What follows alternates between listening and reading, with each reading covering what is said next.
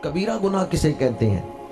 کبیرہ گناہ کہتے ہیں وہ کام جس کے کرنے پر دوزخ کی وعید سنائی گئی ہے کہ یہ کام کرو گے تو دوزخ میں جاؤ گے، اس کام کو کبیرہ گناہ کہتے ہیں۔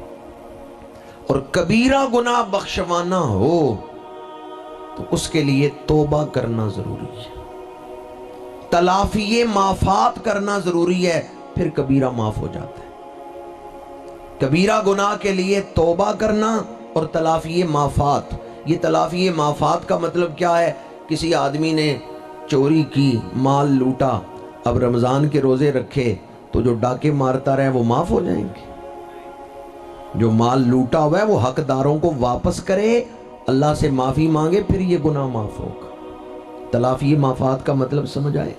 ایک آدمی رشوت لیتا رہے، پورا سال رشوت لے اور کہ جی رمضان کے روزے رکھوں گا پچھلے گناہ معاف ہو جائیں گے۔ جن سے ناجائز مال لیا تھا ان کو واپس کرے، سچی توبہ کرے، پھر گناہ معاف ہوگا۔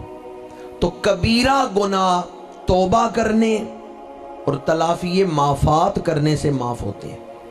مرقات شریف میں حضرت ملا علی قاری رحمۃ اللہ تعالی علیہ نے لکھا ہے کہ رمضان شریف کی یہ فضیلت ہے، یہ جو عشرہ مغفرت آتا ہے دوسرا عشرہ، اس میں اگر کوئی سچی توبہ کرے، اللہ سے مغفرت مانگے تو رمضان شریف کبیرہ گناہوں کی شدت میں کمی پیدا کر دیتا ہے، اور اگر کوئی سچے دل سے توبہ کرے اللہ اس کے صغیرہ بھی معاف کر دیتا ہے، کبیرہ بھی معاف فرما دیتا ہے۔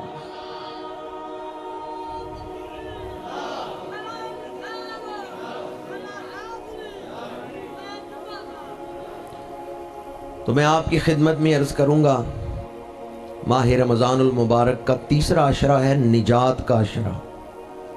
اللہ تعالیٰ کی بارگاہ میں آئیں، سچے دل سے استغفار کر لیں، بخشش طلب کریں تو یقیناً صغیرہ بھی معاف ہوں گے، کبیرہ گناہ بھی معاف ہو جائیں گے۔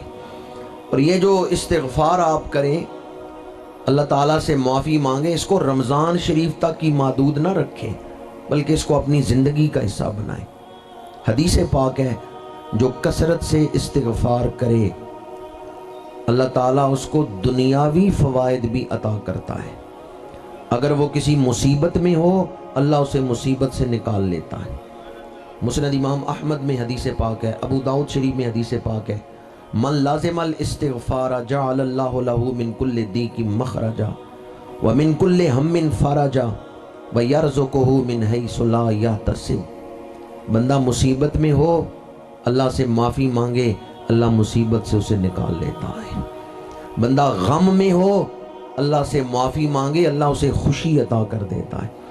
بندہ غریب ہو، تنگ دست ہو، اللہ سے معافی مانگے، استغفار کرے، یرزقہ من حیث لا یحتسب، اللہ وہاں سے اسے رزق عطا کرتا ہے جہاں اس کا گمان بھی نہیں ہوتا۔ تو دوسرا عشرہ مغفرت کا عشرہ، تیسرا عشرہ اتقم من النار، دوزخ سے آزادی، نجات کا عشرہ۔ جب دوسرے عشرے میں مغفرت ہو گئی، بخشش ہو گئی، تو کیا ابھی دوزخ سے آزادی باقی تھی کہ تیسرے عشرے کو دوزخ سے آزادی کا عشرہ قرار دیا؟ دوسرا عشرہ تھا مغفرت کا، بخشش کا۔ جب دوسرے عشرے میں بخشش ہو گئی تو کیا تیسرے عشرے میں ابھی دوزخ سے آزادی باقی تھی؟ تیسرے عشرے کا نام کیا ہے؟ اتقو من النار، دوزخ سے آزادی، نجات کا عشرہ۔ تو شارحین حدیث لکھتے ہیں حدیث کی اصطلاحوں سے واقفیت ضروری ہے۔ جس حدیث میں آیا کہ یہ کام کرو بخشش ملے گی، مغفرت ملے گی، اس سے مراد یہ ہے پچھلے گناہ معاف ہوں گے۔ اس کام سے پہلے پہلے تم نے جو گناہ کیے ہیں وہ گناہ معاف ہوں گے۔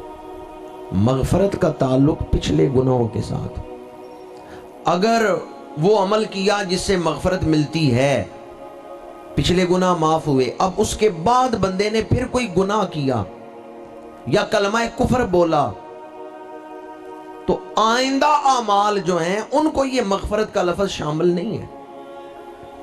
مغفرت کا تعلق اس وقت تک جو گناہ ہوئے وہ معاف ہوئے، لیکن تیسرے اشرے کا تعلق آئندہ زندگی کے ساتھ ہے۔ اتقم من النار، جو بندہ تیسرے اشرے میں یکسوئی سے عبادت کرے گا اسے مرتے دم کلمہ نصیب۔